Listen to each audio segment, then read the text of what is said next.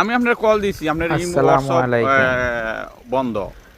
দেখেন এটা হলো লাদিক সিশেল, প্রাকৃতিক বন্ধ কেন? পরিবেশ, তারা ঢুকলো না হোয়াটসঅ্যাপে। মনোরম, গ্রিন, একদম নিরিবিলি চলাফেরার জন্য সিশেল। দেশটা খুব সুন্দর, রাস্তার পাশে সুন্দর ফুলের গাছ, পাহাড়ের উপর গাছ।